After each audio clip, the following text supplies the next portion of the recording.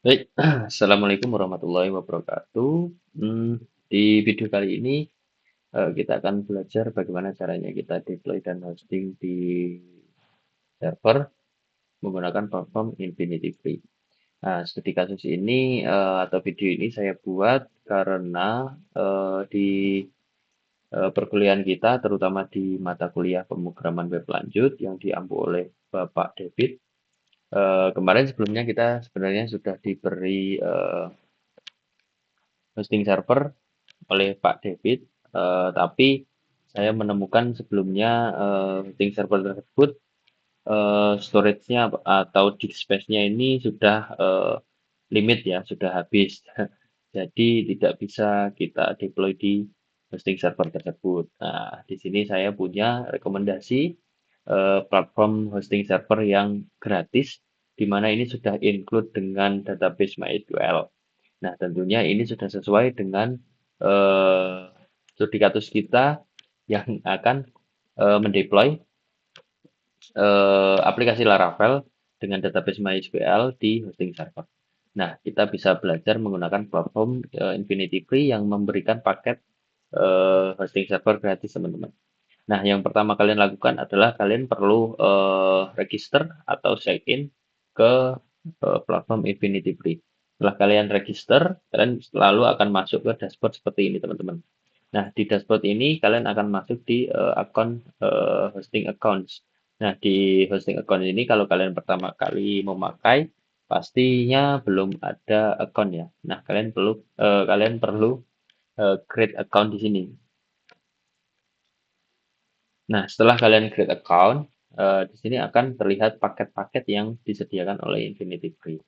Nah, yang paket yang akan kita gunakan di sini adalah yang paket gratis, teman-teman. Infinity Free $0 forever. Nah, di sini kita dapat paketnya itu ada 5 GB disk space, unlimited bandwidth, lalu ada unlimited host domain. Nah, hmm, langsung saja kita klik now. Nah, setelah ini kita akan masuk ke create a free hosting account. Di mana di sini kita nanti akan setup akun hosting kita dan kita akan menyesuaikannya. Yang pertama adalah menentukan subdomain dari kita apa untuk deployment atau hosting aplikasi kita, teman-teman. Yang pertama, kalian bisa kasih nama terserah teman-teman mau kasih nama apa. Misalkan di sini saya put resto gitu ya. Nah, kalian bisa pilih domain extension yang tersedia di sini. Yang terpenting adalah kalian pas cek availability ini tidak error ya. Maksudnya dalam artian kalau error berarti antara salah nama atau nama tersebut atau subdomain tersebut sudah digunakan. Lalu kita langsung aja cek availability apakah bisa dan bisa. Nah, di sini kita akan masuk ke uh, additional information. Nah, di sini kita akan agak konfigurasi cepat sebetulnya atau kalian bisa langsung create account aja. Tapi yang pertama kita bisa sesuaikan adalah di account label. Nah, account label ini untuk melabel atau menandai di hosting account ini kita mau memberikan atau mendeploy aplikasi apa. Ini kita bisa kasih nama di sini atau label di sini. Nah, ini bisa opsional sih teman-teman. Bisa otomatis seperti ini atau mau diganti juga bisa. Untuk account username-nya ini default atau generate otomatis dari server hostingnya. Untuk email consent ini kalian bisa abaikan atau kalian I do not approve. Ya, oke. Setelah sesuai, kalian harus cek passwordnya teman-teman. Lalu kalian copy. Misalkan passwordnya kalian tidak cocok, kalian bisa generate ulang di sini. Lalu kalian copy, lalu simpan teman-teman. Lalu kalian bisa simpan di notepad dulu atau di mana. Lalu kalian ke create account. Nah, setelah create account ini nanti account hosting kita akan disiapkan, teman-teman. Nah, teman-teman, kalau persiapan akun hostingnya sudah siap, kita akan masuk ke dashboard account hostingnya kita seperti ini, teman-teman. Nah, di sini ada beberapa toolbar di sini. Nah, pertama yang perlu kita siapkan adalah database-nya, teman-teman. Gimana cara buat database-nya? Kita bisa ke section ini di MySQL Database. Nah, di MySQL Database ini kita bisa lihat MySQL Connection Details. Nah, ini nantinya akan kita siapkan di eh, atau kita sesuaikan di environment-nya kita, teman-teman, di .env ya. Nah, pertama kita create database dulu, teman-teman.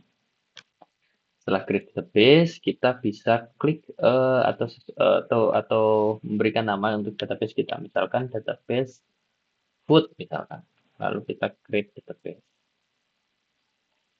Nah, setelah create database, di sini kita bisa berhasil melihat database nama kita. Kalian bisa juga cek di phpMyAdmin-nya apakah sudah jalan. Nah, ini sudah ada ya, teman-teman. Itu sudah jalan. Nah, setelah itu kita kembali ke home. Setelah ke home, di sini kita akan melakukan deployment untuk project kita, teman-teman. Di mana kita caranya? Yaitu kita klik ke File Manager. Nah, di File Manager ini di mana kita menaruh project kita. Nah, kalau kalian agak familiar dengan Headed Docs, ini biasanya ada di Exam ya, teman-teman. Di Exam itu ketika kita mau running aplikasi kita atau mau buat project website, itu biasanya kita taruh di Headed Docs. Nah, kita masuk ke directory Headed Docs. Nah, di directory Headed Docs ini ada beberapa file default yang disediakan. Nah, saat kita akses domain atau URL eh, aplikasi kita yang sudah buat tadi, ini akan berjalan, teman-teman. Nah, ini adalah tampilan awal deployment atau hosting server kita yang sudah berhasil, teman-teman. Nah, ini adalah tampilan defaultnya. Dimana ini artinya URL aplikasi kita atau domain kita ini sudah bisa diakses di mana saja melalui internet. Setelah itu, setelah berhasil, kita ke htdocs, directory htdocs, dan kita upload project aplikasi kita di sini. Nah, di upload file ini, teman-teman bisa memilih berbagai upload tipe. Ada 3 upload tipe, yaitu ada file, folder, zip. Nah, eh, kendala yang saya alami ketika saya mengupload project melalui eh, tipe zip, ini saya mengalami kendala kegagalan atau kendala di mana proses uploading atau deployment-nya ini stuck, teman-teman, atau gagal. Nah, untuk menangani hal tersebut, kita bisa coba alternatif melalui upload tipe yang folder. Nah, kalian pilih saja, klik, lalu kalian klik project mana yang akan kalian deployment, lalu klik upload. Lalu kalian klik upload lagi, dan akan prosesnya berjalan untuk deployment project kalian, teman-teman. Nah, satu hal juga yang perlu kalian ketahui, teman-teman, sebenarnya proses ini tidak gagal apabila internet kalian itu stabil tentunya. Namun, di proses ini itu sangat lama, teman-teman. Sangat lama. Ya, nggak selama itu sih, cuman lama itu, teman-teman. Nggak yang cepat banget, itu nggak, tapi lama. Nah, ini tapi nggak ada masalah. Teman-teman bisa tunggu sampai proses tersebut selesai, sampai folder tersebut berhasil terupload atau terdeploy di sini, tidak ada error, tidak ada masalah, tidak ada korup, itu artinya kita sudah berhasil untuk deployment, teman-teman. Nah, apabila sudah, kita perlu melakukan konfigurasi directory, teman-teman. Agar apa? Misalkan kalau kita jadikan satu semua folder atau directory yang ada langsung di sini, itu akan berbahaya apabila nanti dipublish ke publik, teman-teman. ke internet. Karena di mana file-file sensitif backend kita akan terekspos di situ. Nah, kita perlu melakukan konfigurasi directory ulang. Nah, bagaimana kita melakukannya? Pertama, karena proses uploadnya di sini sangat lama, kita akan beralih dulu ke hosting account yang saya sudah berhasil upload projectnya.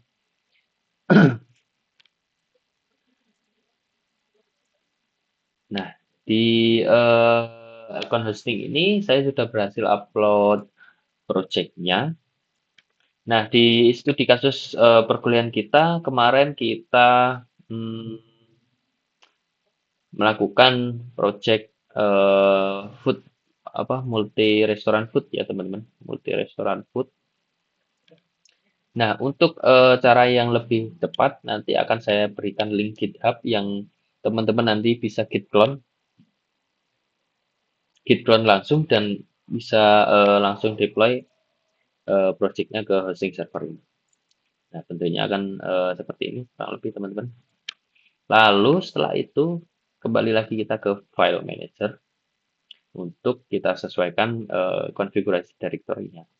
Nah, perlu teman-teman ketahui di sini kalian bisa melihat ada beberapa directory atau folder dan file.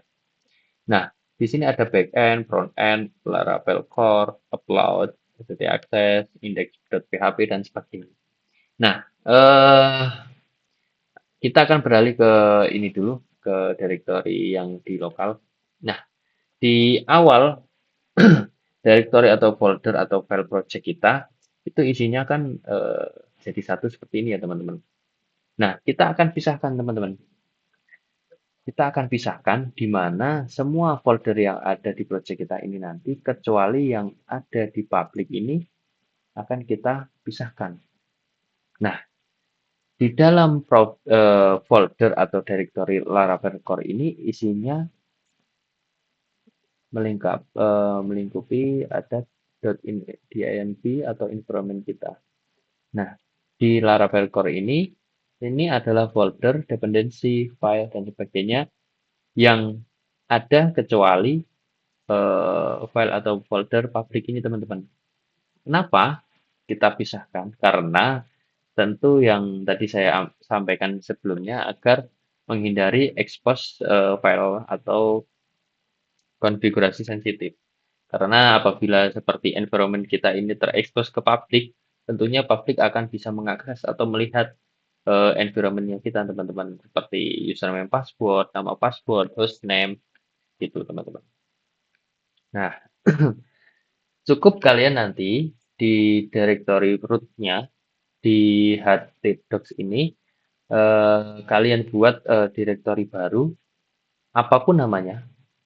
Misalkan kalau saya ini pakai Laravel Core. Nah, tapi untuk best practice-nya kalian bisa buat Laravel, lalu kalian nama belakangnya apa terserah, Laravel App atau Core itu terserah kalian teman-teman.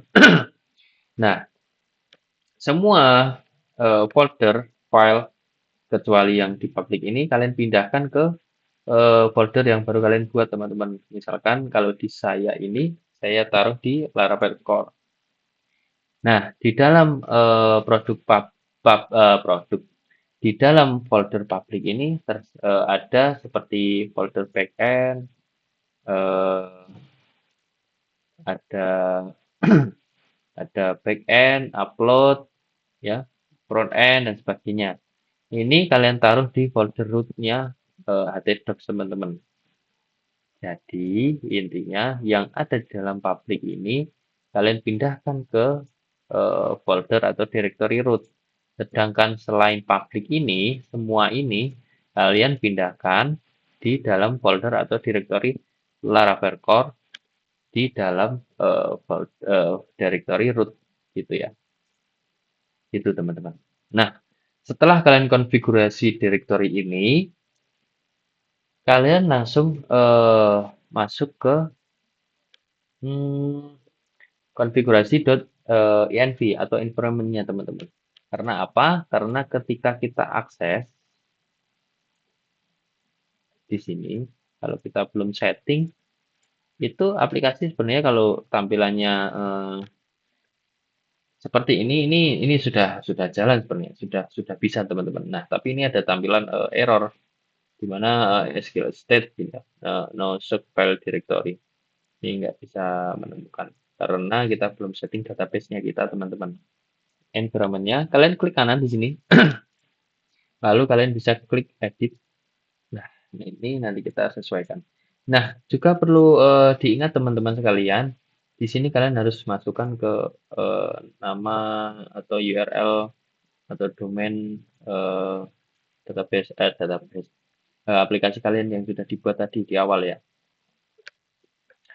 Nah, misalkan teman-teman menemui kendala lagi, ada error, misalkan FK-nya hilang, itu kalian harus jalankan dulu di lokal untuk generate FK-nya, karena kalau di hosting server itu di sini nggak menyediakan terminal hosting server, jadi kita nggak bisa lakuin di sini langsung. Kita harus manual untuk konfigurasi ulang dan upload atau deployment-nya gitu. Nah, itu yang perlu pertama dipahami. Nah, sekarang kita langsung aja ke setup-nya. Untuk app name-nya ini bisa terserah teman-teman. Untuk NV lokalnya ini kita ganti menjadi production. Production. Production. Nah, untuk APK-nya ini penting. Ini kalian harus generate dulu. Nah, app debug-nya ini kalian setting false teman-teman. Agar ketika ada error, ada fallback error, itu nggak terekspos ya teman-teman. Terutama untuk fallback error yang sensitif seperti tadi teman-teman. Nah, di app URL ini kalian bisa masukkan URL subdomain kalian yang udah jadi. Di sini kita masukkan. Nah, setelah itu kita kembali atau kita scroll untuk kita setting database. Nah, setelah kalian membuat database, kalian perlu menghubungkannya teman-teman ke environment-nya. Di sini kita klik DB host. Di sini kita sesuaikan yang ada di sini teman-teman. Di sini ada hostname-nya apa? Misalkan ya, hostname-nya ini kita salin, kita copy di sini, lalu portnya pakai berapa ini untuk pastinya pakai 3306, kita sesuaikan juga 6. Lalu database-nya tadi sudah sesuai DB restoran, lalu DB username-nya apa, di sini kita cek DB username-nya ada ini, lalu kita tambahkan di sini, lalu DB password-nya apa, kita bisa salin di sini juga. Nah, setelah seperti ini kita bisa save dan close. Nah, berarti ini sudah terhubung ya teman-teman. Jadinya nanti kalian cek lagi di environment-nya untuk database-nya apa sudah terhubung dan eh, apa di bagian ini apakah sudah benar juga gitu ya. Lalu ada satu hal lagi yang penting teman-teman, di mana kita perlu setting di HTTP akses ini. Oh, sorry, di index dan PHP ini teman-teman. Ini kita edit dulu. Nah, di settingan defaultnya ini biasanya tampilan seperti ini teman. Kita buka dulu ya. Kita buka di Notepad aja biar gampang. Oh, sorry. Kita buka di Notepad. Nah, tampilan awalnya atau konfigurasi awalnya itu seperti ini teman-teman. Directory. Nah, ini perlu kita sesuaikan dengan directory teman-teman yang udah buat. Misalkan di saya kan Laravel Core ini saya ketik ini teman-teman. Saya sesuaikan agar nanti mencarinya itu sesuai dengan directory yang sudah kita sesuaikan. Nah, setelah itu, setelah konfigurasi directory, konfigurasi environment, index dan PHP, ini aplikasi kita sebetulnya sudah berjalan, teman-teman. Kita cek lagi di sini, apakah masih ada error, apakah sudah berjalan. Nah, ini sudah berjalan, teman-teman. Cuman kita belum melakukan eh, yang namanya itu apa? Migrate, migrate database dan fresh database kita, teman-teman. Nah, yang perlu kita lakukan di sini adalah membuat file untuk kita agar migrate. Karena di sini kita nggak bisa akses terminalnya, teman-teman. Itu ya.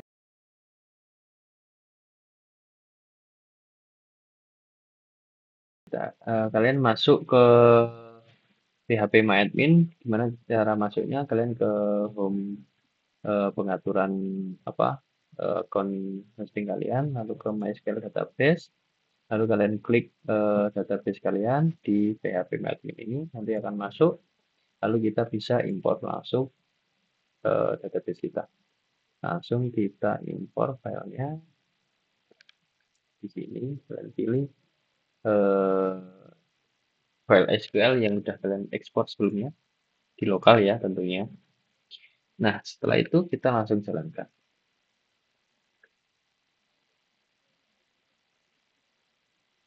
Nah, ini sudah berhasil teman-teman. Kita bisa cek di struktur, ini sudah berhasil kita import. Ya, aplikasi kita sudah berhasil terdeploy di hosting server Infinity Free. Kita bisa login di sini, kita bisa cek admin login.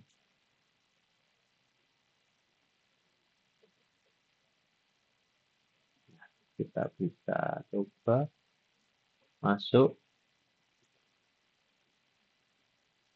Ya, ya teman-teman, mungkin sekian dulu untuk video kali ini. Kita sudah berhasil masuk atau kita sudah berhasil deploy di hosting gratisan, yaitu di platform Infinity Free. Ya, mungkin kalau ada pertanyaan, teman-teman bisa ajukan di kolom komentar. Eh, Mungkin saya juga ingin meminta maaf, barangkali di video kali ini mungkin agak panjang dan berbelit-belit, karena juga saya masih belajar, teman-teman sekalian. Jadi mungkin cukup sekian untuk video kali ini. Terima kasih sudah mau menonton. Wassalamualaikum warahmatullahi wabarakatuh.